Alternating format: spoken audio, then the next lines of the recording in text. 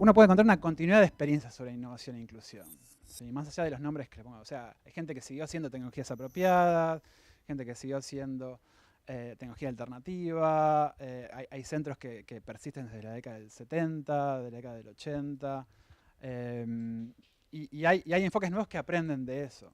¿Sí? Pero lo interesante es la variedad de cosas que están surgiendo y que al mismo tiempo muestran, por un lado, una diversidad de enfoques, pero por otro lado, lo difícil que es mantener esa actividad. ¿Sí? Hay muchas dificultades para sostener esto como tema de agenda, pero también como práctica. ¿Sí? Entre algunas de las dificultades más clásicas o más obvias son falta de financiamiento, falta de continuidad de los proyectos. Y lo que nosotros consideramos que es interesante debatir, que ahí un poco estamos poniendo el dedo en la llaga, que es algunas de las tensiones que se generan cuando uno intenta hacer innovación para la inclusión. En particular, una relevante para la discusión en el Centro STEPS América Latina es la tensión entre participación e inclusión. ¿Sí? O sea, cómo lograr que los proyectos de innovación para la inclusión, al mismo tiempo que resuelven problemas puntuales ligados a la falta de agua, la falta de vivienda, el acceso a bienes, al mismo tiempo que resuelven esos problemas puntuales, incluyan alguna forma de participación o de democratización del conocimiento. ¿Sí? Es poner el dedo en la llaga porque no es nada fácil lograr eso, aunque la mayoría de los proyectos intentan avanzar sobre eso. Y me parece que es importante debatir eso porque esa diversidad que mencionaba antes ha sido muy poco documentada. Entonces la sensación que uno tiene cuando analiza los programas de innovación e inclusión a lo largo del tiempo es que recomienzan continuamente. Hay algo así como es medio sísifo, ¿no? Es como empezar de nuevo a cargar la piedra. Y bueno, me parece que hay que empezar a documentar eso, a analizar eso y a aprender esas experiencias. Y bueno, el debate está apuntado a eso. Yo ahora voy a hablar en términos de manera plural, porque de verdad que la actividad que yo desarrollo no es individual, es una actividad que desarrollamos en un grupo, que estamos en Córdoba, como dijo Mariano, somos de un centro de CONICET, y desde allí vamos trabajando en diversos lugares de Argentina. Nos ha tocado trabajar en primer lugar en Villa Paranacito, que está al sur de la provincia de Entre Ríos, luego en Concordia, que está al norte de la misma provincia, y en este momento estamos trabajando en San Carlos de Bariloche, que es en el sur de Argentina, en la provincia de Río Negro. Nosotros hacemos todas las conexiones posibles en términos de viaje, pero la verdad del asunto es que nunca nosotros hemos ido a esos lugares a ofrecer algo. Siempre nos han llamado. Es decir, por una razón u otra nos hemos ido conectando y nos han pedido que vayamos a trabajar junto con ellos. Este camino se inició en Villa Paranacito en el año 1998, cuando el litoral argentino se había inundado. Nuestro equipo trabajaba en un centro de CONICET en Córdoba que hacía algo así como desarrollo tecnológico para vivienda. Entonces el Estado Nacional imaginó que luego de que el litoral estuviera inundado, la gente iba a necesitar vivienda. Y allí llegó el equipo nuestro. El centro era muy grande, pero nuestro equipo llegó entonces a Villa Paranacito en el periodo de las inundaciones y a hacer vivienda. Estuvimos trabajando allí durante 10 años con esa pequeña ciudad que, para que se den cuenta, no tiene más de 6.000 habitantes. Está en el delta entrerrianos y yo digo que no son hombres y mujeres comunes, sino que son hombres y mujeres peces. Y también he aprendido que son hombres y mujeres bosques.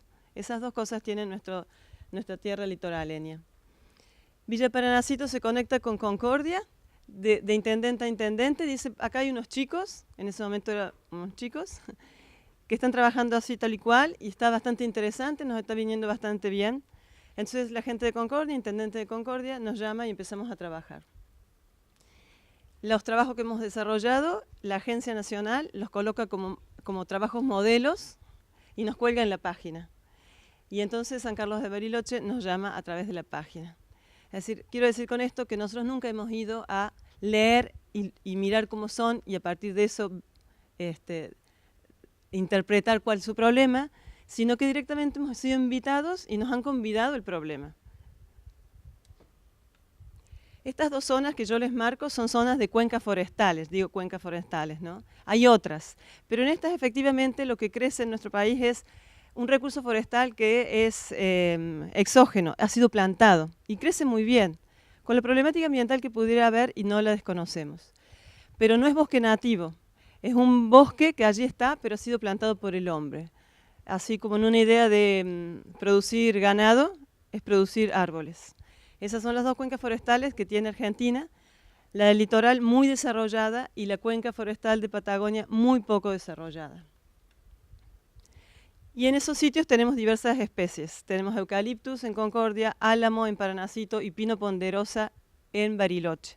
Son madera blanda, por así llamarlo. Una madera que, digamos, tiene un desprecio en términos de material para la construcción. Algunos ya están dando, digamos, cierta punta y otros siguen siendo bastante despreciados, tal como el álamo, por ejemplo. Esto se los cuento como para que vayan dando su cuenta de lo que se trataba, digamos, nuestra situación y nuestra invitación a trabajar en esos lugares. Fíjense que la primera que les dije tenía que ver con las inundaciones, un problema de inundaciones, de productividad, de hábitat. Concordia no estaba inundado, pero tenía madera y le parecía que en Paranacito habíamos trabajado con cierto éxito, entre comillas, entonces nos llamaba para ver qué podíamos hacer con la productividad, el hábitat y todo aquello. Y San Carlos de Bariloche también a partir de un sector muy privado, que son los productores forestales. No sabemos qué hacer con nuestro pino ponderosa, ya está maduro, lo plantamos hace 40 años, después de la ley 25.080 en el país, que produjo este tipo de cosas, ¿no? Plantaciones que no sabíamos para qué se hacían, pero se hacían. Y además, si plantabas, te pagaban por hectárea. La gente empezó a plantar. ¿Y dónde plantaba? Y no plantaba en la pampa, donde había ganado y cultivo. Plantaba en la montaña. Y hoy Bariloche tiene un pino ponderosa que se está comiendo el bosque nativo de los parques nacionales, es decir, tiene una alta producción, tiene cero de tecnología y no saben qué hacer con su pino ponderosa. Y allí está esperando que hagan algo con él. Y además hay que hacer algo con él, porque se está comiendo el bosque nativo. El pino ponderosa es muy invasivo. Lejos de pensar en no sacarlo, hay que pensar en sacarlo. Por lo menos desde esa perspectiva yo les hablo. Podría haber otras. Lo que nos convoca hoy, entonces, Mariano y sus compañeras, ha sido trabajar en este sentido. No quiero verlo, digamos, o no quiero pararme mucho en esto, porque es lo que ustedes tienen en sus programas y seguramente ha sido el convite que ha hecho el instituto para que ustedes estén aquí sentados. Pero cuando yo lo leía, mi historia estaba reflejada en ese relato. Yo no sé si lo hiciste por mí o soy muy egocéntrica, pero en cada una de esas colocaciones que llegó a mi computadora, yo me vi a mí misma. Hace 20 años, cuando yo empezaba a trabajar en esto, yo estaba en un centro de CONICET que tiene sus perspectivas y tiene sus enfoques. Y nosotros trabajábamos de la primera manera, resolviendo problemas. Problemas que los expertos, nosotros, los investigadores de CONICET, diagnosticábamos. Atendíamos esa demanda que estaba relacionada con una problemática que nosotros estábamos describiendo y descubriendo. Y por supuesto que las soluciones eran asistencialistas, claro está, el experto decidía cómo iba a ser la solución para ese problema que ellos tenían y que además el experto les había resuelto. Sí, de eso yo también tuve. Y yo siento que eso fue algo que superé. Cuando leía lo segundo, dije, maldito Mariano, me sigues picando el boleto. Porque de verdad que luego los proyectos nuestros viraron y dijeron, no, es proyecto para la innovación social. Y la innovación social tenía clave de participación. Entonces dijimos, bueno, a ver, eso hacíamos, un proyecto de innovación social con una alta performance productiva. Nosotros somos, muchos de los que estamos en el equipo, no todos somos arquitectos, entonces claro, la tecnología es algo que nos seduce. La participación es algo que le seduce a todo el equipo y obviamente hacia allá íbamos, e íbamos con una construcción así como muy profunda de que la participación debía ser sincera, efectiva y no un blef. Los financiamientos realmente eran cortos y chiquitos, entonces cuando nosotros desaparecíamos del lugar, claro, los procesos esos quedaban truncados y no persistían.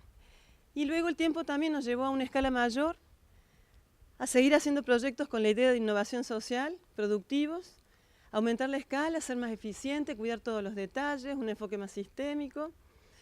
Nos interpelaban las urgencias de la realidad, los municipios que nos presionaban.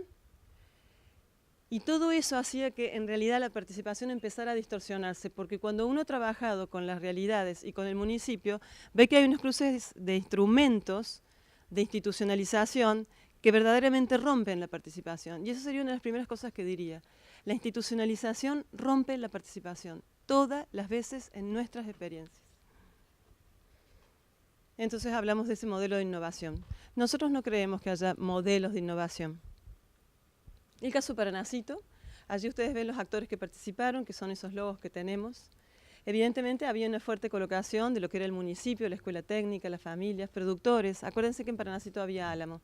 Y habíamos decidido, entre todos, desarrollar un circuito productivo que a partir del recurso forestal, que era el álamo, generara, digamos, una tecnología que fuera una tecnología que ellos controlaran, que la gente del lugar controlara, que la pudiera haber desarrollado, que verdaderamente fuera dueña de ella, y que además esa tecnología sirviera para, digamos, dar respuesta a la problemática habitacional, un déficit de inundación que era importante, también empezar a utilizar el álamo en otra cosa que no fueran ataúdes o casitas de abejas. Entonces estábamos diversificando el uso del recurso local, estábamos tratando de resolver el problema habitacional. La madera estaba en ese lugar muy bien aceptada, culturalmente la gente del litoral es madera también. Y pretendíamos hacer todo esto en este circuito de estos amigos. Entonces había productores, había cerraderos, estaba el municipio que armó su propia productora, su propia fabriquita.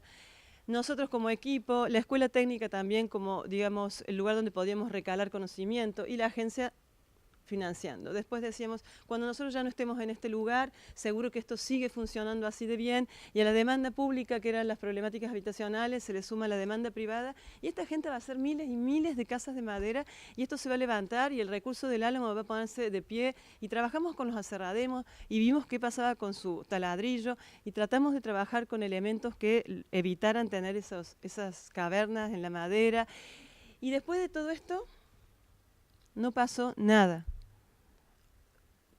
Casi 10 años después, yo vuelvo para Paranacito. Ellos sí tienen una certificación de aptitud técnica que a ellos los promueve como posibilitantes de pedir planes habitacionales de a miles. El municipio tiene la llave en la mano para poder poner en marcha ese sistema económico que beneficiaba tanto, que nos parecía que beneficiaba tanto. Están las 5 casas que se hicieron con el proyecto de la agencia y no hay una sola más. Lo que sí hay es gente que aprendió a hacer casas de madera y aunque no lo pudo hacer a través del municipio, lo siguió haciendo de manera particular. Y muchos de esos carpinteros están haciéndole cabañas a los porteños que van allí a pescar. Es decir, encontraron otra beta. El municipio no fue el articulador. Esto es Paranacito, para que se den cuenta, es un lugar de islas, canales. Se parece al tigre, pero es más bello. Perdonen, pero es más bello. Había 2 aserraderos y nada más, esa era la capacitación o la capacidad instalada que había en el lugar.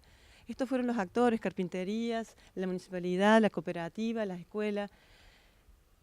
Muchos momentos de encuentro. Nosotros cuando hablamos de participación de verdad, nos hacemos amigos. La participación que nosotros hacemos y llevamos a cabo está relacionada con otra cosa que no tiene que ver con los estándares comunes. Tiene que ver, ¿saben con qué? Con la construcción de confianza y de los afectos. Una cosa que en la ciencia no se habla. La ciencia es razón. Para nosotros nuestra actividad es pasión. Y si nosotros no podemos hacer amigos de toda esta gente, pues entonces ya no tiene sentido que estemos ahí. Y si no podemos sufrir lo que ellos sufren o no podemos ser felices con lo que ellos son felices, entonces ya no es participación. El estado de participación significa realmente ser amigos. ¿Por qué lo digo?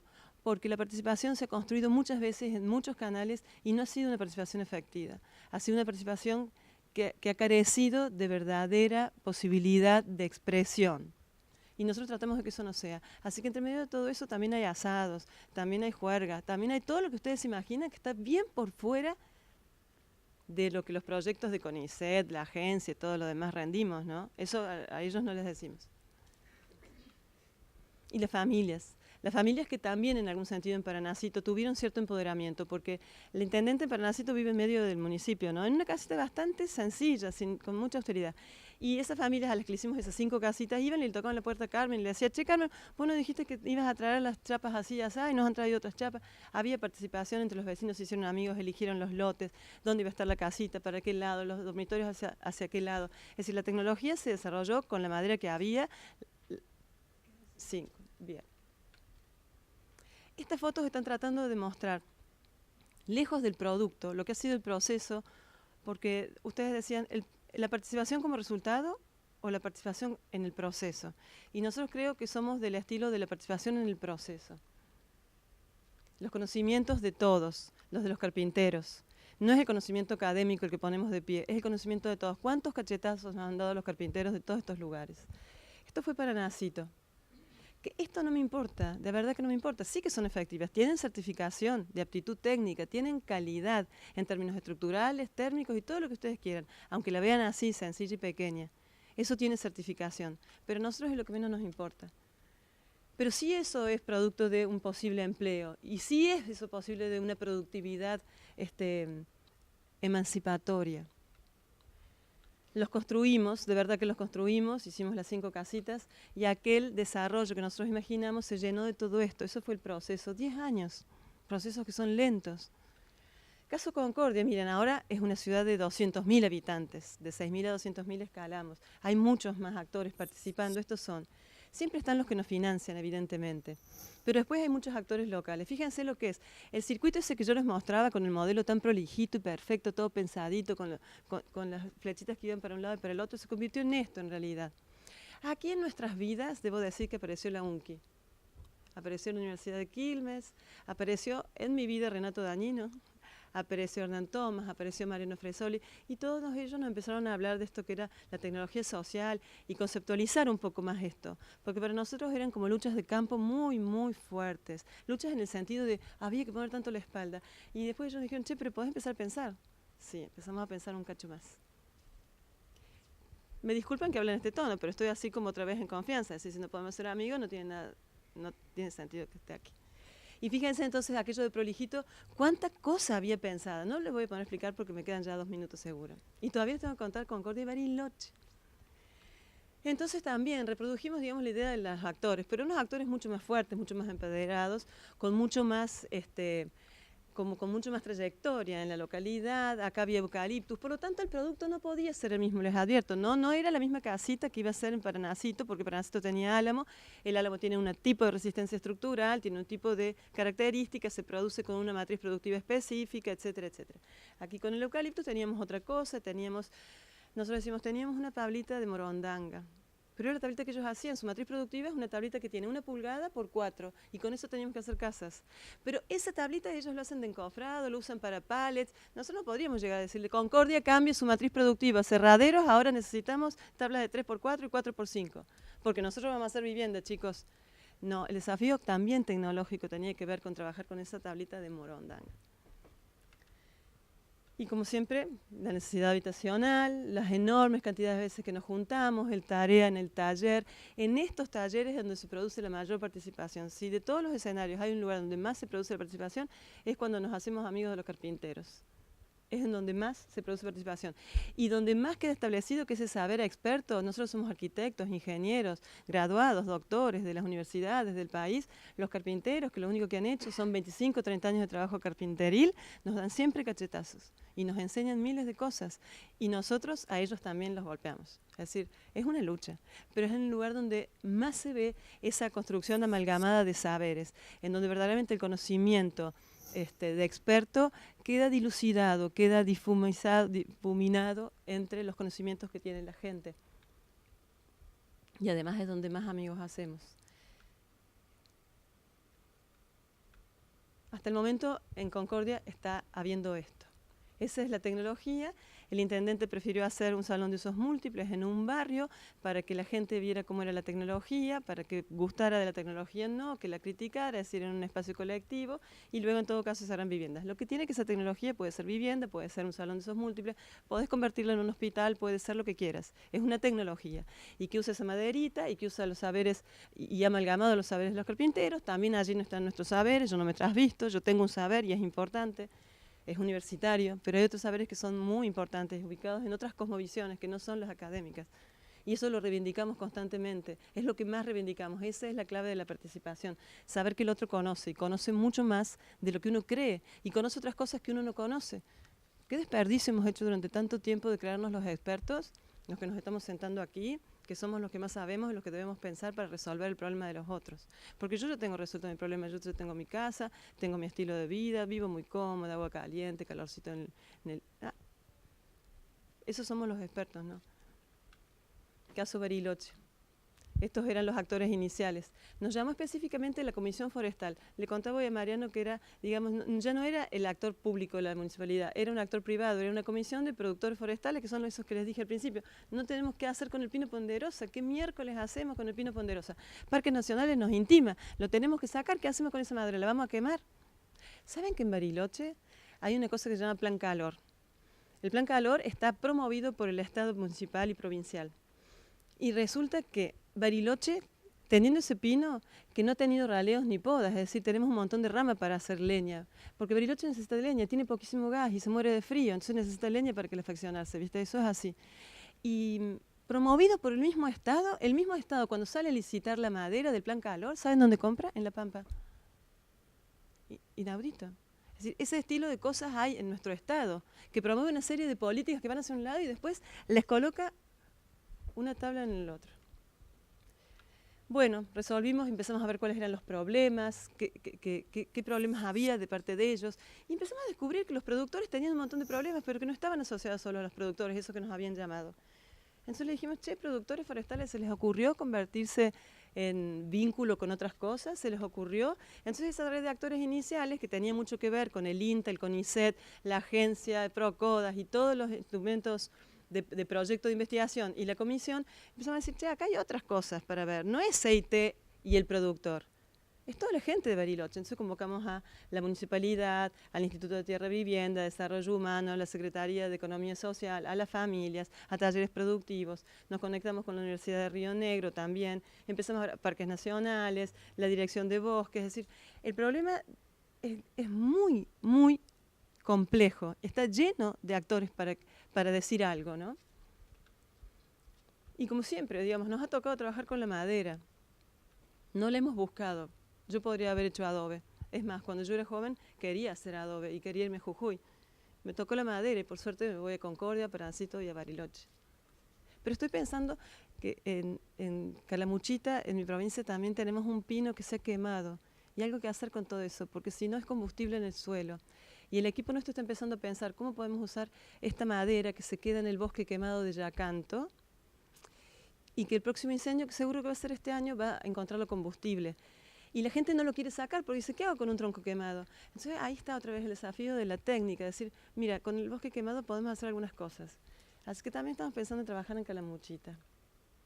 Y como siempre, hilvanando, haciendo esa costura, como dice Latour, que no se note, que no se note. Saben que la comisión de productores, estamos hablando de unos productores que no tienen 2 hectáreas, tienen 600 y 1000 hectáreas en la montaña de Bariloche. Y no quieren conectarse con las pequeñas cooperativas y esta economía vulnerable, porque son muy vagos ellos y nos van a manchar la idea. ¿Saben lo que tenemos que hacer nosotros en Bariloche para poder resolver esas cuestiones que tienen que ver con prejuicios? Eso también es participación y eso también forma parte de nuestro trabajo. Entonces sí, desarrollamos una tecnología. En Bariloche todavía no hay nada de tecnología. Nos está llevando ya casi 10 meses de tratar de coser con confianza y afectos los sectores que hay en Bariloche. Es duro. Entonces, ¿se acuerdan que la primera diapositiva que les presenté de Bariloche, aquello que presentaba los problemas y las soluciones, habían descrito bosque, extracción, industria, comercio y demanda como si fuera una cadena productiva así, lineal? Entonces nosotros compusimos, bueno, así tal cual lo entienden ustedes al problema, Comisión Forestal, señores productores de 1000 hectáreas con su pino ponderosa, ustedes están entendiendo así el problema, pero fíjense cuántos actores más hay ahora. No están ustedes y el INTA, que los promueve, que los protege. Y nuestro centro de CONICET no viene a promoverlos y protegerlos a ustedes. Si nosotros no logramos ver el panorama de Bariloche, nos vamos de acá. Entonces empezamos a contarle toda esta historia, pero se lo presentamos así bien prolijita, ¿no? Esto tiene como una explicación que no la voy a dar ahora, pero ven que está muy prolijita. La realidad es esa. Esa es la realidad, en donde las flechas más gruesas son las importantes, las más finitas están debilitadas y las que son de puntitos son las que son problemas. Y los sectores son muy diversos y están unos contra otros. Y ustedes son psicólogos, me dirán, y casi que sí. En cada reunión es una terapia. Entonces, por eso, al pequeño Fresoli, me enojó muchísimo que me descubriera. Pero me has descubierto. La verdad que a nosotros nos angustia, no tenemos ninguna solución, tenemos enorme empeño y estamos empezando a encontrar puntas. Y una de las primeras puntas es preguntarnos qué cosa es esto de inclusión. Hoy se da por hecho que hay que incluir a la gente en un modelo que se desarrolla. Y es lo primero que nos estamos preguntando. ¿Es hacia dónde hemos ido? Y Bariloche está haciendo ahora y Concordia no se ha detenido. Es decir, todavía nosotros tenemos esa marcha, pero ¿saben qué? La hemos parado un cacho. Antes íbamos a 1000 kilómetros por hora, ahora estamos yendo como a 2 kilómetros por hora y estamos repensándolo. Entonces lo primero que nos preguntamos es inclusión ¿en dónde? ¿A qué y en qué? No hablemos de política inclusiva, tecnología para la inclusión social. Yo ese relato ya no lo quiero pensar como seguro, lo quiero pensar como que es bien inseguro. Ahora estoy en arena movediza, no me lo voy a creer más, me lo voy a volver a pensar y no lo voy a pensar desde quien concebió el concepto de tecnología social, desarrollo sustentable, tecnología para la inclusión social. Esos son conceptos desarrollados en la academia. Nosotros ya tenemos una trayectoria, yo por lo menos 22 años de trabajar en estas cosas y de angustiarme mucho, es decir, sufrir, porque no encuentro el modo. Y la verdad es que veo que a la gente no se le pasa tan bien. Y después descubro, mira, che, ¿sabes qué? No es que se le pasa tan bien, se le pasa distinto a mí. No tiene todo lo que tengo yo, tiene otras cosas, pero mira cómo desarrolla otras estrategias con otros saberes. Estamos pensando hasta en cosmovisiones. Vamos a empezar a rezar a la Pachamama.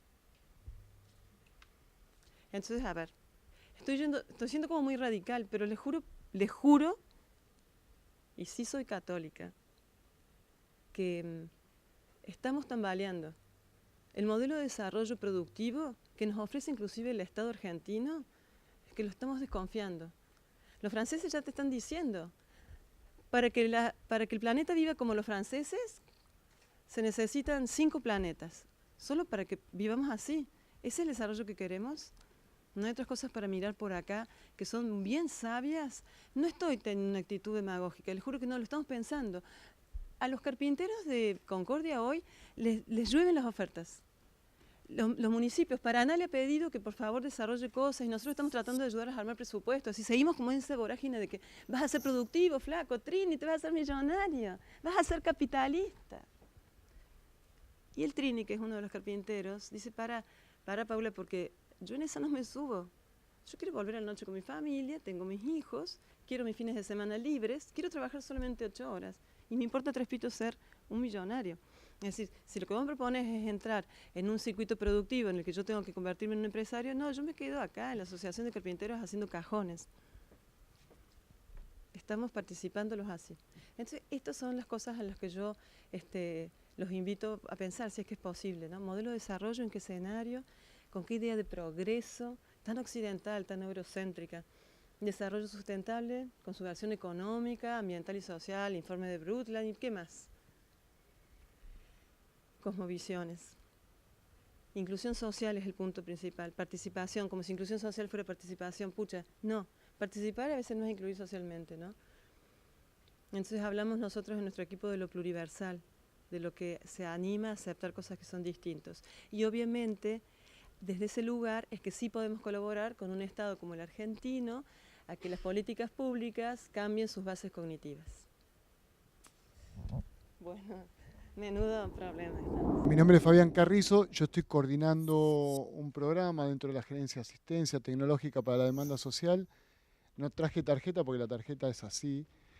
Mi área de trabajo se llama Apoyo a la Comercialización de la Economía Social y Paula nos puso en un aprieto, porque parte de lo que pensaba charlar, yo tenía una presentación que después se las voy a acercar a través de Mariano, pero que la vamos a tener que reformular un poco con lo que nos ha precedido de Paula. Me parecía desafiante el tema de la charla, sobre todo para aquellos que estamos en gestión. Es un tema que se presenta todo el tiempo. Cuando hablamos de inclusión, ¿de qué hablamos de inclusión? ¿Qué entendemos por inclusión? ¿Qué entendemos por participación? ¿Cuáles son los objetivos? Entonces, lo que se me ocurría en primera instancia era presentarles un tema de contextos. En el INTI venimos trabajando sobre todo en lo que es la transferencia de tecnología, apoyo, diálogos tecnológicos con base social, que históricamente en el instituto no estaba, ¿no? El INTI tiene una larga tradición de apoyo a la empresa, pero que a partir de los últimos 10 años hubo una intencionalidad de empezar a trabajar con sectores que los cuales jamás había trabajado en el instituto. Con lo cual no fue fácil. Digamos, la primera instancia, el primer problema lo teníamos hacia adentro del instituto. ¿Cómo decirle al ingeniero técnico en alimentos que la doña que estaba produciendo el dulce de leche de cabra ahí en Córdoba podía estar procesándolo sin la cadena de frío correspondiente, etcétera, etcétera? Ahí hubo como un momento de tensión. Y por ahí me interesaba señalar como algunos momentos históricos. Periodo, por lo menos yo en el INTI trabajo del 2003. Periodo 2003 al 2005, 2007, hay como una irrupción muy fuerte de los excluidos, ¿no? Que aparece como categoría de exclusión. Aquellos que se quedan por fuera del mercado formal de trabajo, en algunos casos con 10 o más años de estar fuera del mercado formal de trabajo y que pugnan por ingresar, organizadamente o no. Desde nuestra experiencia empezamos a trabajar tanto los conceptos de economía social o economía popular. En economía social aparecían grupos de sectores medios, medios bajos, donde tenían un saber hacer, que se sostienen de eso primero como supervivencia y que después se van sosteniendo en el tiempo. Y en economía popular era lo que venía de la mano de organización social, grupos, cooperativas, fábricas recuperadas que intentan permanecer dentro del trabajo, por lo menos ingreso de subsistencia, desde algún saber hacer o desde la nada misma. En ese periodo hay un buen porcentaje de estos grupos que estaban pidiendo soluciones tecnológicas, o por lo menos había un imaginario de que la tecnología podía llegar a favorecerlos, que vuelven al mercado formal.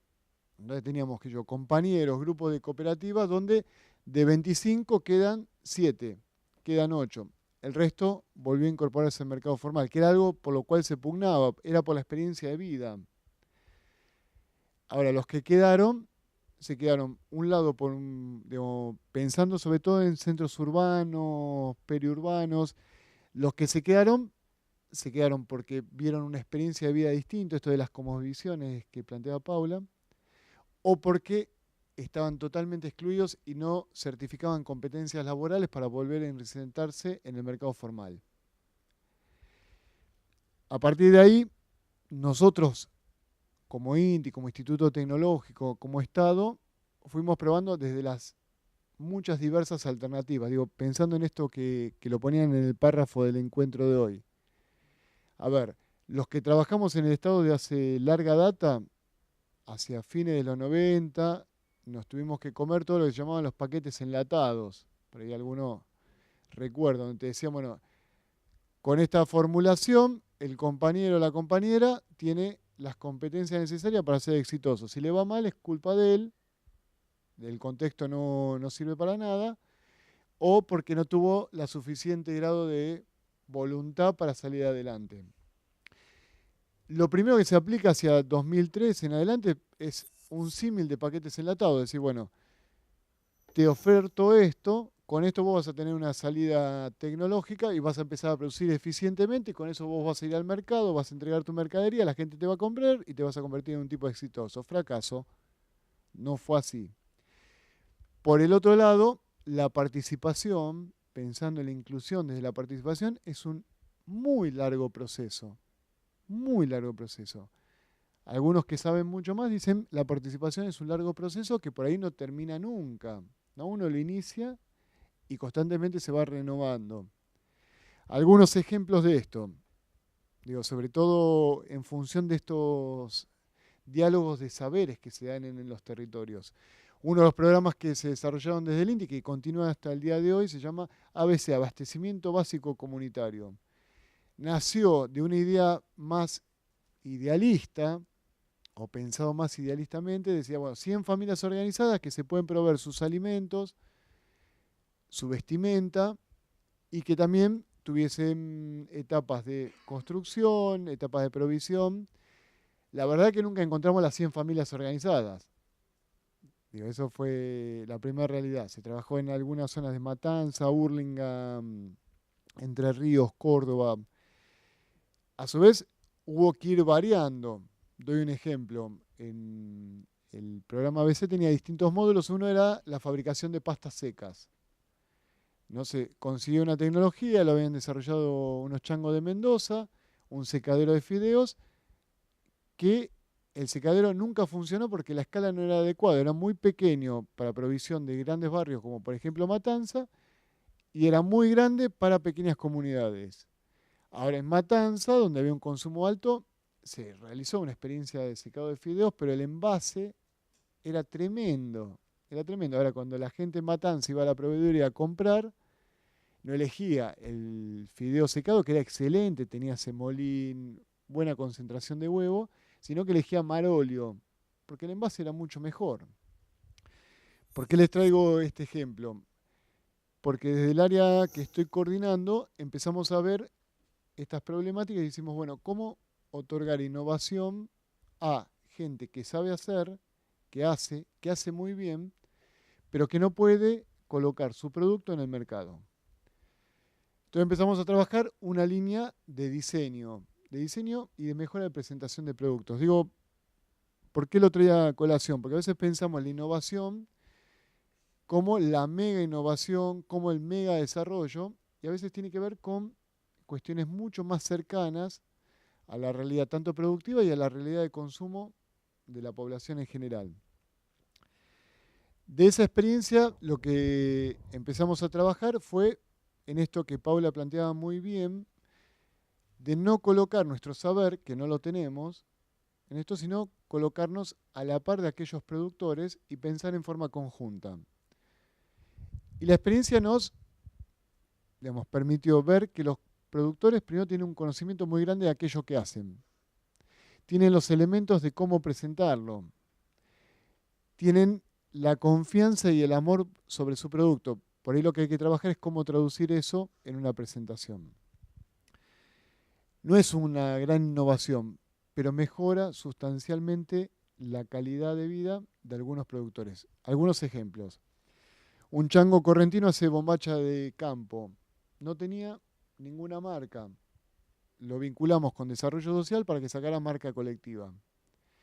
A su vez participó en nuevos talleres nuestros que los hicimos financiar por el Procodas para el desarrollo de imagen y marca de sus bombachas de campo. Producía aproximadamente unas 30, 40 bombachas de campo mensuales. El taller lo hicimos con gente de Bariloche, lo hicimos con gente de Corrientes, con gente de Matanza. Variados los juntamos y al chango no se le ocurría su nombre. Entonces él quería ponerle algo en relación al campo. Fueron los otros productores los que lo ayudaron a pensar y a sacar el nombre. Su nombre es Mencho Caté. Mencho, que es como decirle chabón a alguien en Corrientes, y Caté significa, tiene que ver con el amor. Entonces es como un flaco buena onda. Y le puso el logo, que era un caballo. Ahora, cuando hicimos el encuentro de Ferias Francas y Mercados Solidarios, Mencho Caté, que lo habíamos hecho en el 2011, su marca, su nombre, se había apropiado tanto de su marca que el encuentro era de productores de todo el país. Él se había construido un bastidor y con una tela plástica le puso atrás unos tubos fluorescentes y a la noche tenía su logo, Mencho Caté, iluminado. Bueno, ese fin de semana vendió casi 16 lucas en bombacha de campo. Pero no lo vendió porque él tenía la necesidad de vender a esto que planteaba Paula, decir, bueno, quiero hacerme exitoso, quiero ganar mucha guita. Lo vendió porque el tipo tiene mucha pasión por lo que hace. Y eso es una realidad que se ve en un montón de compañeros. Le gusta hacer bombacha de campo, las hace muy bien.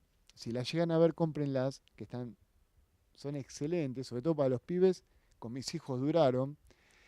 A lo que voy es, cuando participa alguien, participa con otros, uno solamente lo que hace es orientar. No es que le terminamos bajando la tecnología. El correntino sabía hacer. Lo que necesitaba era alguna orientación. Digo, voy cambiando lo que pensaba presentarle en función de lo que planteaba Paula y pensaba cuál es nuestra función como servidores públicos como Estado. Hay un pedagogo venezolano llamado Simón Rodríguez, fue maestro de Bolívar, y él tiene una frase, una noción muy interesante que se llama entre ayudarnos, un neologismo, entre ayudarnos. Y me parece que el tema de la innovación con inclusión va de esa perspectiva, de entre ayudarnos. ¿Por qué? Porque la realidad es que esas necesidades también a nosotros funcionarios, a nosotros trabajadores estatales, nos da también razón de ser. A mí me paga el sueldo la sociedad y mi razón de ser está en responder a demandas que se plantean desde el territorio. Esto que digo muy idílicamente, en la realidad, lo que hablábamos recién hace un ratito con Mariano, también es un remar en dulce de leche, ¿no? Constantemente se va planteando. Una organización social nos plantea algo, pero que a su vez tiene un conflicto con el municipio, que a su vez el municipio tiene un conflicto con la provincia, y a su vez la provincia tiene un conflicto con el Estado Nacional. ¿Eso es parte de la gestión? Sí, es parte de la gestión. ¿Cómo generamos procesos participativos? Y en primera instancia por ahí se da en etapas aisladas, pero cuando se empieza a visibilizar, 5 minutos, cuando se empieza a visibilizar, le empieza a otorgar más fuerza, lo vamos colocando en agendas. Digo, como confesión de partes, el proyecto de Bariloche que han presentado por el Procodas, el año pasado lo evalué yo. Y sin saberlo, digo, hoy, cuando la escucho, el proyecto lo habíamos evaluado positivamente. Y ahora lo escucho y me parece que tiene el doble de evaluación positiva. ¿A qué voy con esto? Nuestros instrumentos burocráticos, dificultosos, no siempre dan cuenta de la realidad. Un formulario no da cuenta de la realidad. La realidad más concreta, me parecía que lo mejor que podía tener ese proyecto es esa voluntad del sector científico-tecnológico de hacerse amigos de aquellos que van a producir, trabajar juntos con aquellos que van a producir. Me parece que ahí, ahora, ¿cómo traducimos eso en un formulario de Procodas donde tenés 500 caracteres?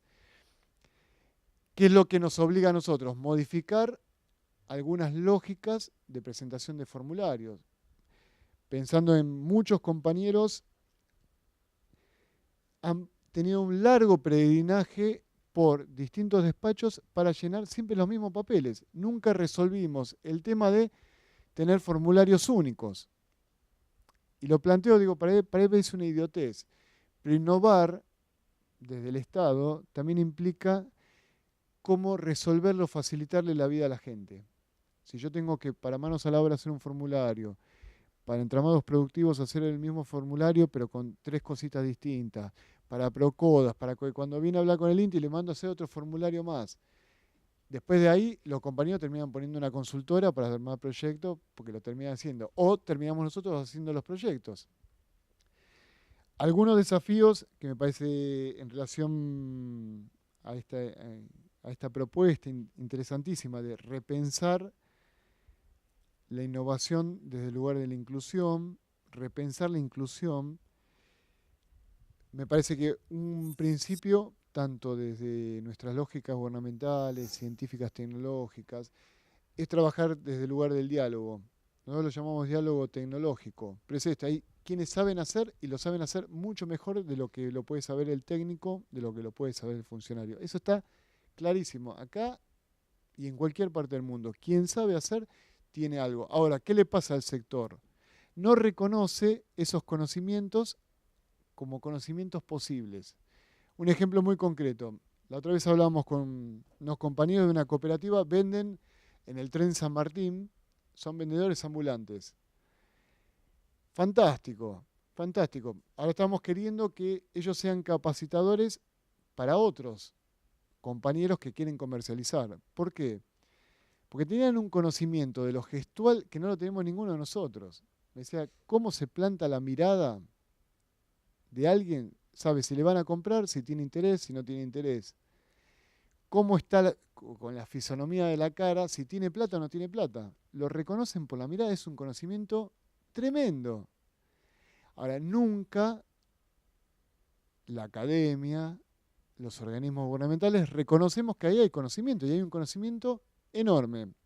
Entonces, escuchar, dialogar y también reconocer. Y a su vez que el sector tenga la osadía de saber que eso es conocimiento que se puede sistematizar. Vimos también que dentro desde los mismos perfiles profesionales, alguien que está en la formación universitaria, cuando tiene el perfil, se está pensando como profesional a futuro, nunca incorpora a sectores de la economía popular, de la economía social, no está. Y hay una demanda de trabajo enorme. Digo, pensando esto, diseñadores que trabajen en la mejora de las presentaciones de los productos, hay demanda en todo el territorio. Porque también partimos desde la cosa ilógica, que un porteño se vaya a Corrientes a diseñar. Si en Corrientes hay una universidad, si Misiones tiene una universidad de diseño. Digo, pensar, ahora cuando el chico fue formado, nunca pensó al sector como un sector potencial para su desempeño profesional. Y sobre todo, digo, cómo empezar, algo lo presentó Mariano en la introducción, ¿quién sistematiza lo que sucede? ¿Quién toma la experiencia para Nacito? ¿Quién ve a los vendedores ambulantes? ¿Quién ve el sistema? Vos me dijiste que eras de Calamuchita. Bueno, Córdoba Capital, el movimiento campesino cordobés hizo durante mucho tiempo una distribución no de chivos, de corderos, cabritos, ahí está, de cabritos, que el sistema de logística era increíble. Después la Municipalidad de Córdoba se lo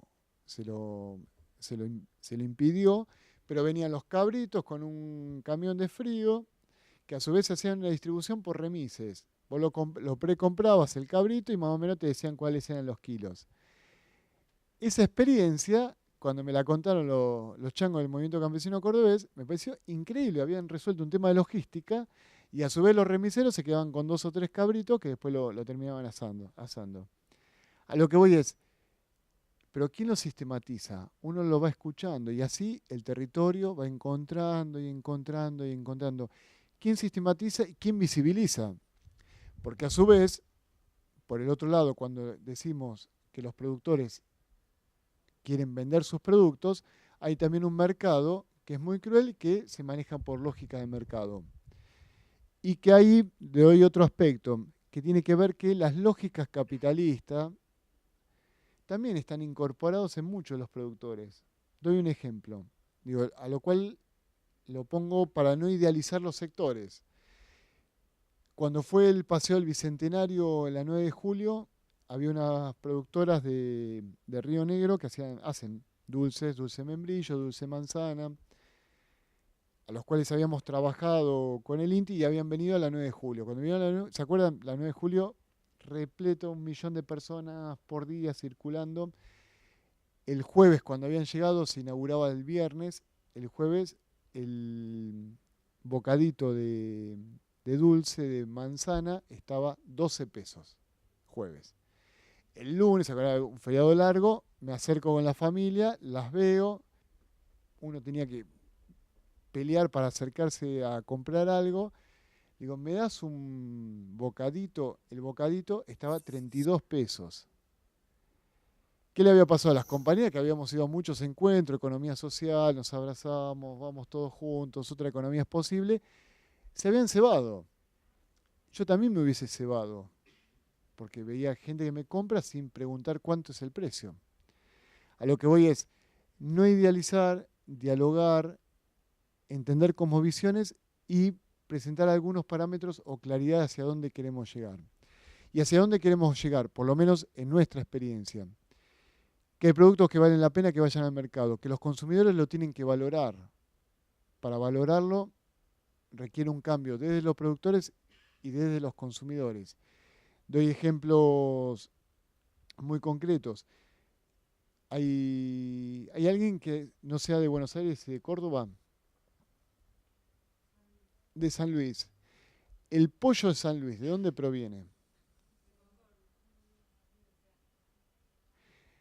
Al día de hoy, el de Concordia, que a su vez es un pollo modificado genéticamente porque en la década de los 70, 80 se puso de moda el pollo doble pechuga, ¿no? Y y el pollo envasado en frío, que en San Luis, que hace 50 años producía su propio pollo, hoy vaya un pollo de Entre Ríos, es un disparate productivo. Ahora, como consumidores nunca cuestionamos eso, que un productor de leche de Puan, que es provincia de Buenos Aires, al sur de la provincia de Buenos Aires, mande la leche a General Rodríguez y vuelva envasada, es un disparate desde el punto de vista económico. Sí, Paula.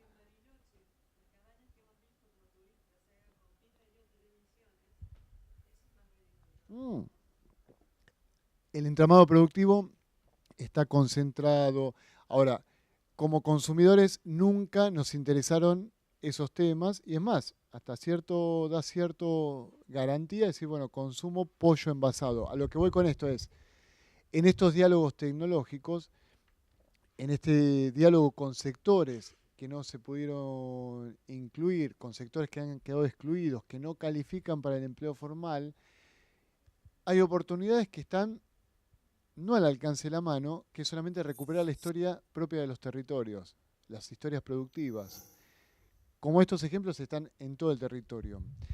Como funcionarios públicos, ¿qué nos corresponde? Escuchar, ver y actuar. Eso que parece tan sencillo, que se dice tan fácilmente, es complejo, es complejísimo. Pero me parece que es algo que vale la pena. Simplemente para ir cerrando, pensaba esto de entre ayudarnos y cómo colocamos nosotros a nuestros interlocutores, a nuestros actores con los cuales queremos co-construir estas soluciones tecnológicas, estos desarrollos productivos. Y nos lo había dicho un productor de Misiones, productor yerbatero, me dice, flaco, me dice, estoy harto de ser objeto de estudio. Entonces, por un lado nosotros investigamos, sistematizamos, pero no nos involucramos. Y me parece que cuando uno se involucra, esto decía Paula, de hacerse amigos, suceden cambios. Uno no es el mismo. No es que yo voy a sufrir las cosas que sufren, pero sí me van a importar las cosas que le suceden. Entonces, cuando uno ve que la cooperativa yerbatera mejora o que les pueden salir de plantar tabaco, que tenían que fumigar con fósforo y eso es una porquería para todas las familias, y a su vez Philip Morris les vende la semilla, le vende el veneno y se los cobra hacia el final de la producción. Digo, a mí como fumador eso me cambia un poco la visión. Pero a su vez cuando uno ve que decir, bueno, a ver, con yerba mate mejoró un poco sus ingresos, hubo un desarrollo local, quedó empoderado el productor, y a mí también eso me satisface. Digo, no solamente me duele su sufrimiento, pero también me satisface cuando alcanza algunos logros. Y también nos da pilas o ganas de empezar por lo menos a seguir remando en ese dulce de leche que es propio de la gestión, que es complejo, está constantemente en tensión, en luchas de poder, pero cuando uno se vincula con el otro, establece estas relaciones de confianza y la posición de uno cambia. Decía un viejo conocido de las ligas rurales, dice, mira, el pobrerío es un viaje de ida. Dice, cuando vos te metés, ya está, una cosa te va llevando a otra y otra y otra, y no te volvés, no volvés de la misma forma. Simplemente para cerrar, agradezco de vuelta este diálogo, espero no lo de haber sido muy confuso, pero por suerte me presidió Paula, que fue mucho más clara que yo. Gracias. Esos dos o tres temas que me parecen que sobresalen de ambas charlas y que dan mucho para pensar. Un primer punto es cuando pensamos, o sea, una de las visiones que estamos tratando de construir desde el Centro STEPS es la relación entre sustentabilidad y desarrollo, pero digo, uno la piensa mucho más en términos conceptuales y a veces es difícil plasmar eso en términos de vivencias. Y me parece que lo que se vio acá, en particular con lo que presentó Paula, es cómo la relación entre desarrollo, inclusión y sustentabilidad está muy ligada. ¿Sí? Eso no puede desligarse. Es un tema que hay que pensar desde lo conceptual, pero también desde cómo eso se va enlazando en términos cotidianos. Y ahí me parece que hay una necesidad de empezar a analizar esas cosas, y que no es nada fácil, de forma coordinada, de forma combinada. Otro punto es un viejo debate, digo viejo, debe tener 10 años ya, entre soluciones puntuales y soluciones más sistémicas, ¿no? Me parece que hay cierto consenso que las soluciones puntuales por sí mismas no alcanzan, ¿sí? Que es necesario avanzar a soluciones más sistémicas que incluyan la participación, que incluyan el diálogo de saberes. Pero al mismo tiempo, cuando avanzamos hacia eso, nos damos cuenta que ese tipo de enfoque lleva mucho tiempo, ¿sí? Y de las dos experiencias me llevo eso, es cuánto tiempo y cuánto esfuerzo lleva eso, ¿sí? Y eso, como política, cuando se intenta traducir eso, es muy difícil para actores como el Estado, ¿sí? Como el INDI, como el INTA, ¿sí? Entonces, encontrar formas de facilitar eso, ¿sí? La idea de los formularios me parece fantástica. Digo, encontrar formas como de tratar de plasmar eso de forma más simplificada. Digo, esto es un desafío. Es muy fácil decir conceptualmente, las soluciones puntuales no sirven, no alcanza con que el Estado oferte tecnología. ¿Sí? Ahora, ¿cómo implementar eso? Bueno, requiere años de práctica, de experiencia, de errores, de aprendizaje. Y me parece que ahí aparece otra cosa también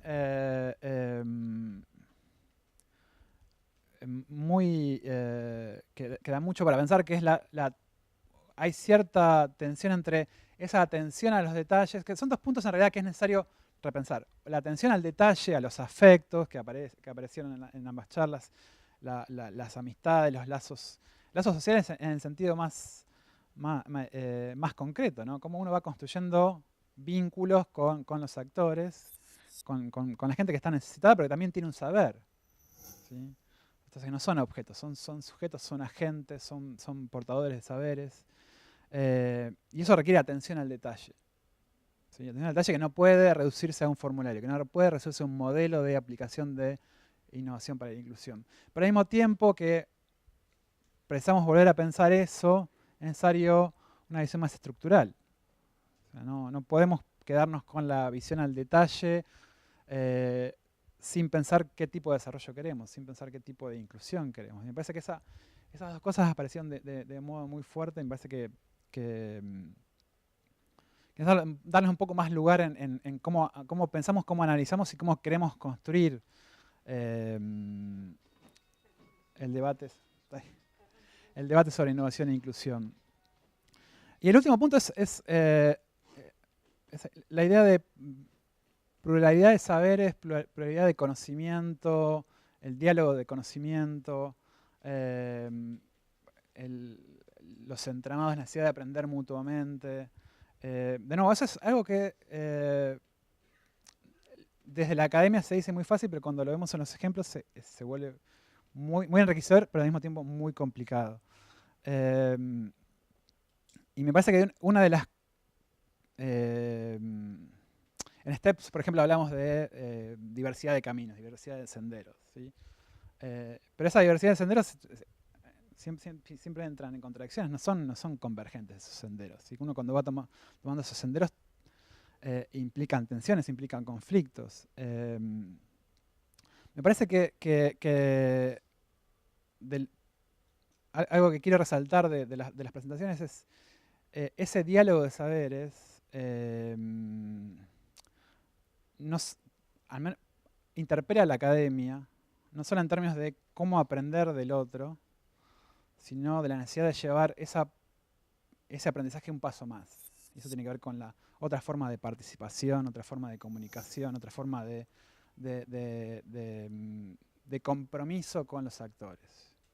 Y eso parece que va más allá del académico que analiza simplemente, ¿sí? Sino que implica una nueva forma que se está construyendo, obviamente, que hay un montón de experiencias, pero que es necesario ponerlo un poco más en la agenda, un poco más claro, un poco más explícito, que no alcanza con hacer análisis. Y que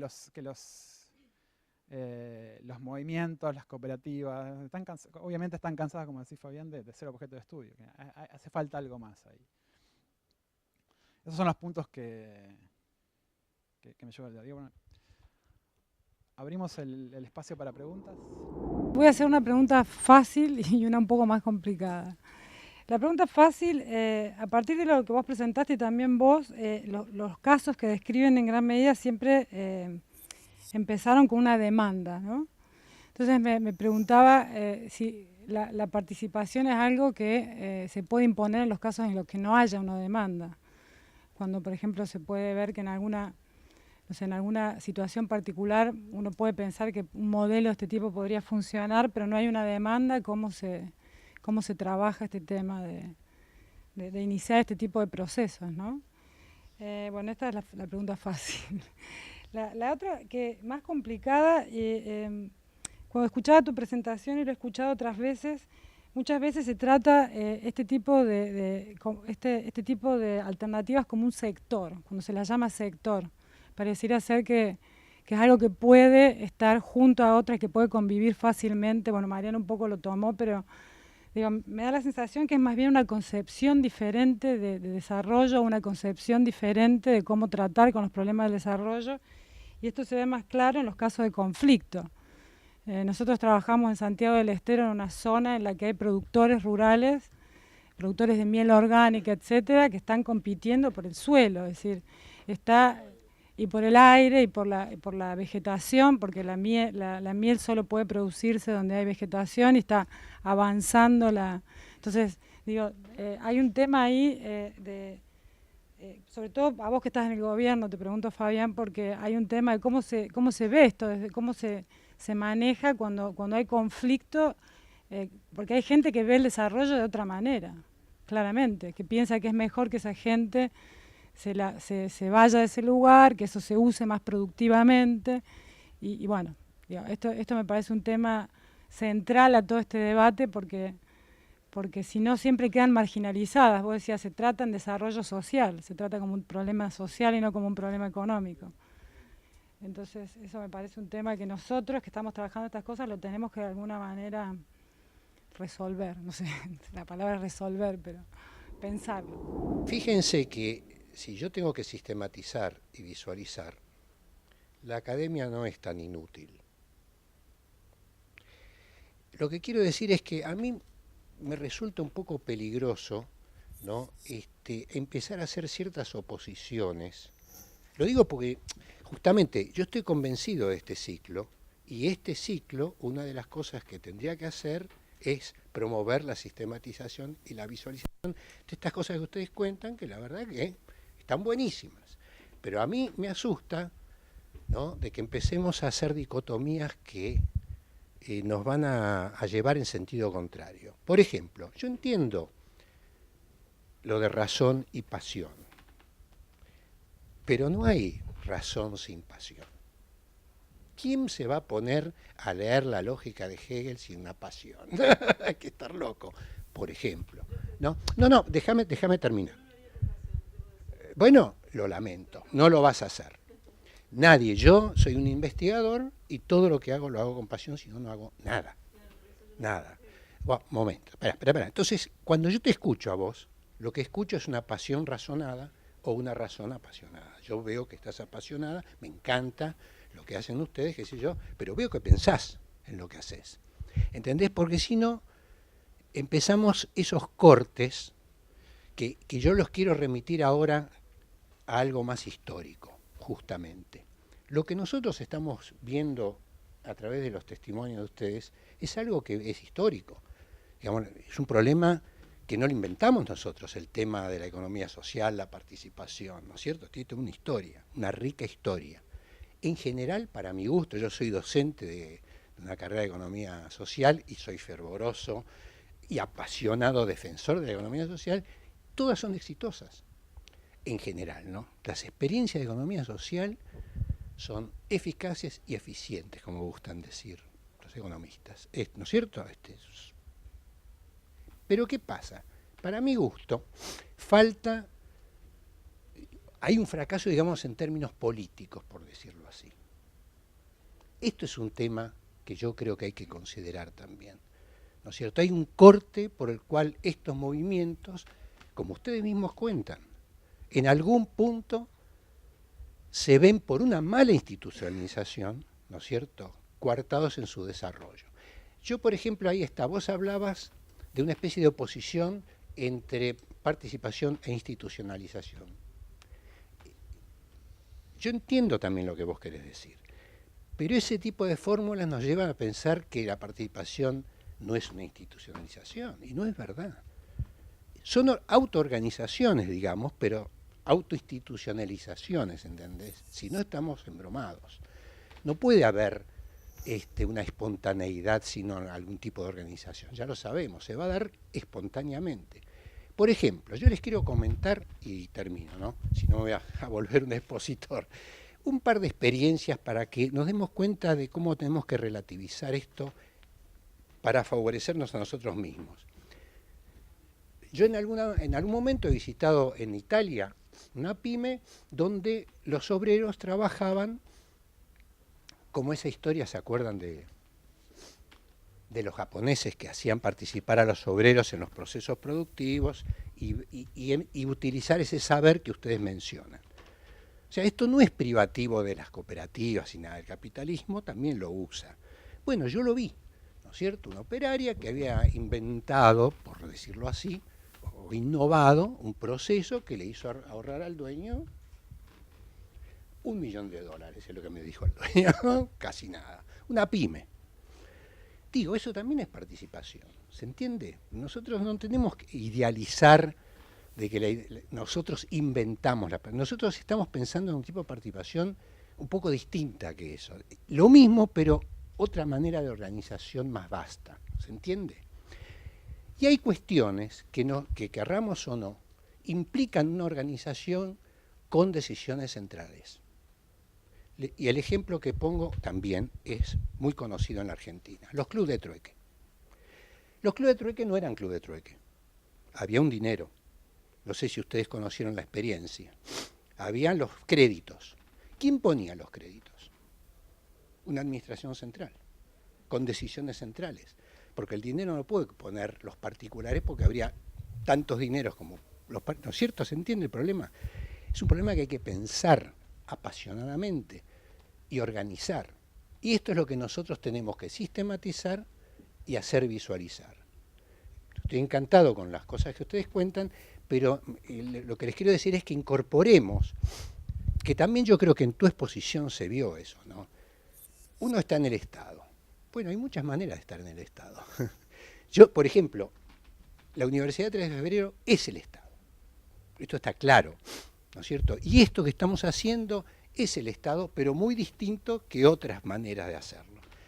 ¿Se entiende? Esto es lo que yo quería comentarles y un poco insistir en tu misma pregunta. ¿Quién sistematiza y quién visualiza? Un poco por la experiencia que comentan ustedes, bueno, estas iniciativas comienzan a partir de determinados sectores que quedan excluidos de un determinado sistema que funciona a partir de una determinada matriz productiva. Ahora, el objetivo último o la idea última de inclusión que manejan este tipo de iniciativas tienen que ver con, a partir de los ejemplos quizás que dieron ustedes, da la idea de, un poco como dijo Anabel, mantenerse en una especie de nicho o visión de desarrollo alternativo a la matriz principal, digamos, productiva capitalista, si quieren llamarlo así. O crear capacidades en esa gente para que puedan reinsertarse en esa matriz. Es decir, la sustentabilidad de los programas de inclusión, el éxito de la sustentabilidad es permanecer en esos nichos o crear ciudadanos capaces de reinsertarse en un sistema más amplio y que, bueno, no sé, digamos, a priori uno podría decir maneja productividades mayores, salarios mayores, calidad de vida mayores, según la concepción, digamos, capitalista de la matriz principal. Esa es la pregunta. Algún ejemplo, ¿qué pasa cuando no aparece la demanda? Entonces la generás, o la problematizás, o no va a pasar nada. Ejemplo, productores de nueces en Famatina. Tiene una nuez que ya, pero es una nuez de altura. Entonces estábamos viendo un tema de sello de denominación de origen para darle valor agregado a esa nuez y me pongo a charlar con los productores. Entonces había uno que hacía arrope, no sé si han probado el arrope, un dulce de vino. Me dice, no puedo hacer mucho arrope en el año porque me lleva 9 ataditos de leña. Famatina tiene muy poco acceso a la leña, no hay casi vegetación. Dice, y me sale muy caro. Antes producía mucho más, ahora estoy haciendo una vez al año un poco de arrope. Y a su vez los consumidores dejaron ya la gente no consume arrope. Entonces, estaba una técnica del INTA, que estábamos compartiendo el trabajo, y le pregunté, dice, ¿con la cáscara de nuez qué haces? Porque la nuez la pelan para venderle a un acopiador. Y se la tiramos. Y dice, ¿por qué no haces fuego con la cáscara de nuez, que es combustible? Apareció la demanda. Bueno, ahora estaban diseñando un hornito para meter cáscara de nuez y hacer fuego y poder hacer arrope. A lo que voy es, algunas veces la demanda no aparece, uno la puede generar.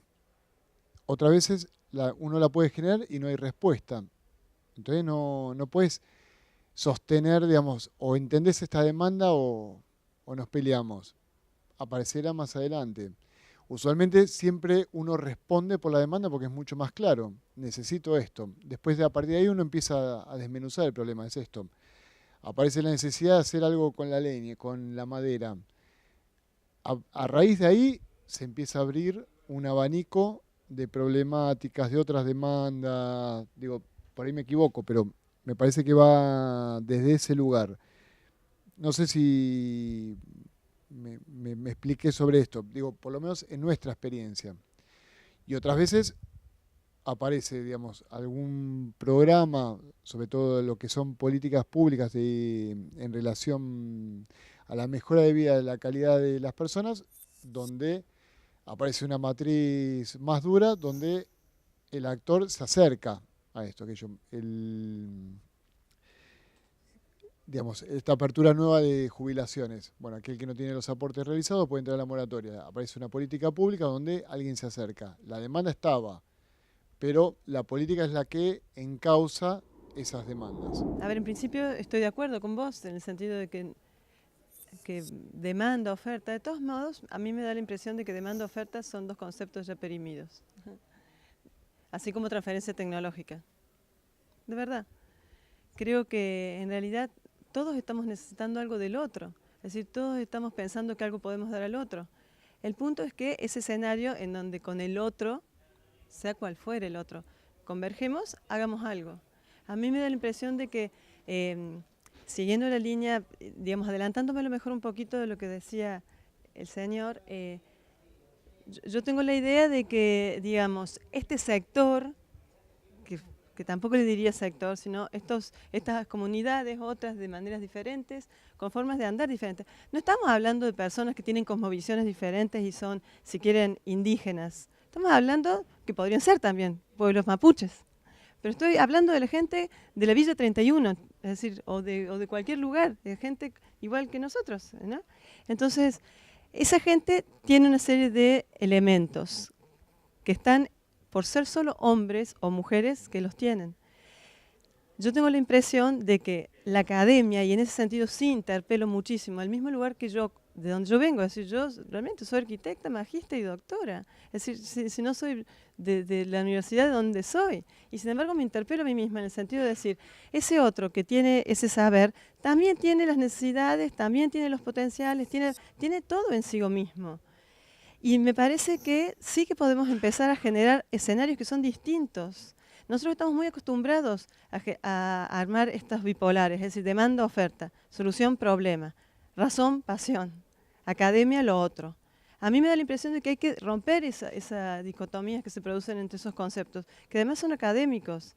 Entonces tengo la impresión de que si las demandas existen o no existen, no importa tanto, en tanto en cuando uno tenga la experiencia suficientemente profunda para poder generar ese algo con otro. Y ¿Y la demanda podría ser nuestra? Digamos, podría, yo les pregunto a ustedes, ¿podría ser que nosotros estemos necesitando algo de aprender? Siempre parece que nosotros estamos dispuestos a colaborar y ayudar, ir hacia allá, es decir, siempre hay una línea que va de un lado para el otro. Entonces, eso es lo que yo estoy tratando de decir, que nosotros nos estamos a nosotros mismas interpelando. Después de 22 años de trabajo en esto, estamos pensando verdaderamente de qué se trata todo esto que estamos haciendo. Y de verdad opino que la academia ha sido la que ha construido los modelos de... Es decir, cuando hablamos de transferencias tecnológicas, es el experto el que construyó las transferencias tecnológicas. Cuando hablamos de conceptos, es el académico. Cuando hablamos de demandas, es el productor. Siempre estamos pensando en la clave de lo que nosotros mismos somos. Nunca nos ponemos en lugar de ese otro, que arma las cosas de otra manera. Entonces, demando no, para mí es como una cosa poco importante. Aun cuando yo inicié con la palabra demanda, siempre nos vinieron a buscar, no dije demanda, nos vinieron a buscar. Bueno, vamos con la pregunta difícil. A ver si te interpreté bien. ¿Qué pasaba con, digamos, desde qué lugar de modelo de desarrollo uno se iba parando?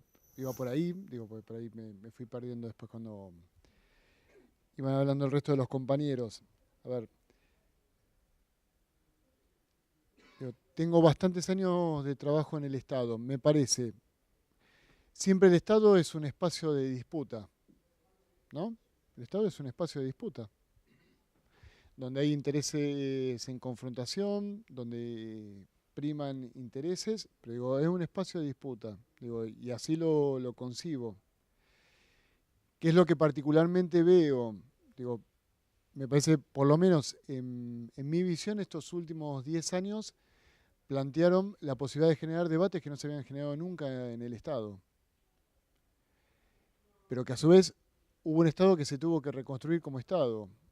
Digo, apelo a los saberes de los arquitectos. Una casa tipo de 3 pisos se construye ¿en cuánto tiempo? Depende de la tecnología. Con un contratista. Te diría que en un año lo puedes tener. Y se destruye en un segundo. Es eso. La implosión del Estado, me parece que ponen, digo, reconstruir el Estado conlleva mucho más tiempo que destruir el Estado. Digo, eso lo digo con una convicción absoluta. Y nos sigue faltando más Estado. Nos sigue faltando más Estado. Digo, en esta reconstrucción del Estado. ¿Por qué? Porque todos venimos de matrices de formación donde, digo, cuando me preguntaban por qué lo llamaba sector. Lo llamé sector porque tuvo una aparición. Apareció sobre todo me ubico más en lo que es término de economía popular. Cuando apareció con distintos rostros, empezó a tener una lógica de conjunto, pero hubo una irrupción. Por eso empezó a tener conformación de sector, porque empezó a disputar espacios propios, donde, a ver, pensando, cuando hoy decimos que se va a la búsqueda de una ley de economía social, es porque el sector quiere empezar a reconocerse en algún plano normativo.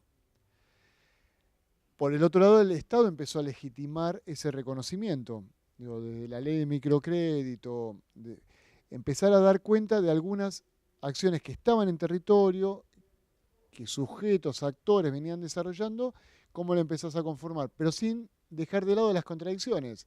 Vamos a poner un ejemplo. 2003, 2004, plan manos a la obra. Te entregaban, ¿no?, herramientas e insumos para producir.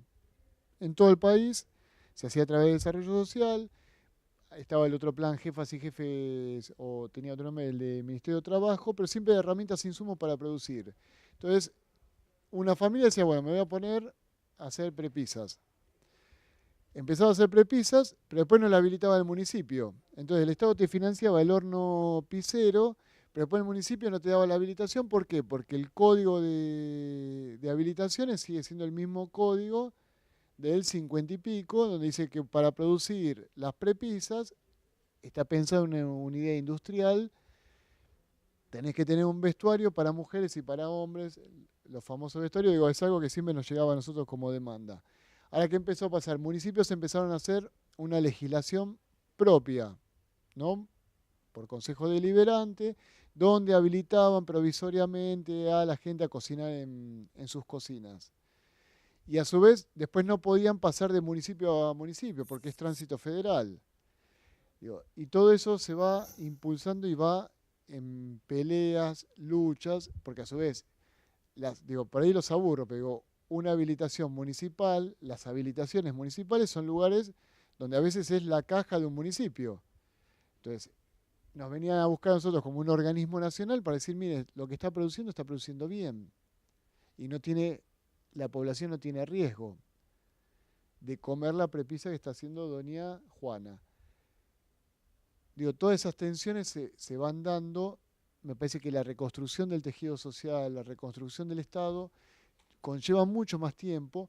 Por ahí lo que nos fue cambiando es que algunos paradigmas que uno tenía en la cabeza, digo, para los peronistas tenemos una noción de desarrollo que está muy relacionado con el tema del empleo formal, ¿no? Digo, de hecho, parte de la base del peronismo se da desde la concepción del obrero organizado desde el sindicato para arriba. Ahora, ¿qué hacemos con los desocupados?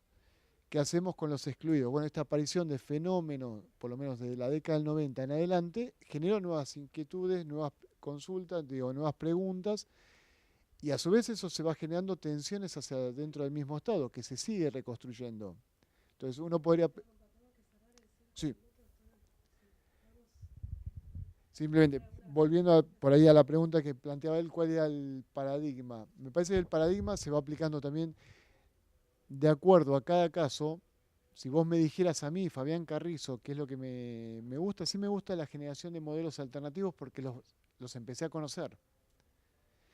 Ahora, es lícito que una cooperativa de trabajo quiera desarrollar más capacidades para incrementar su fuerza de trabajo y para tomar otros compañeros, sumamente lícito. También me parece que es valioso y es necesario.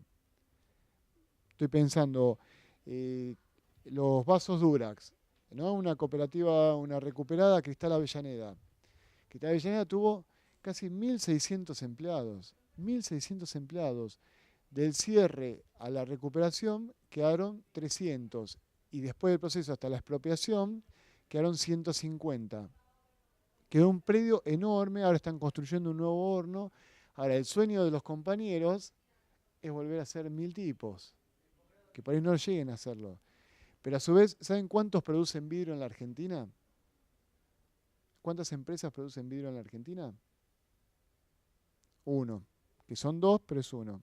Catorini y Rigoló, que a su vez fija el precio del vidrio en todo el país. Entonces, si empoderamos actores como puede ser Cristal Avellaneda, por lo menos para venderle a pequeños productores vidrio que no pueden conseguir el acceso al vidrio, hoy un alimento, productores de agricultura familiar o economía social, es casi el 30% del valor de ese producto es el vidrio.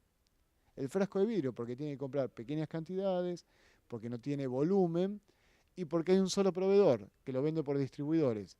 A lo que voy me parece que es complementario fortalecer el empleo formal, lo que ya estaba, lo existente, las pymes, la industria, pero sobre todo consolidar a esta irrupción nueva que también empezó a encontrar lógicas de desarrollo, empezó a encontrar sus propias lógicas, pero que todavía está en constitución. De hecho, nos es difícil hoy decir, bueno, ¿qué es economía social? Por ahí sintiendo con el compañero, no todas las experiencias de economía social fueron exitosas, hubo grandes fracasos, pero es un espacio donde todavía se está delimitando, es decir, bueno, ¿esto es economía social o no?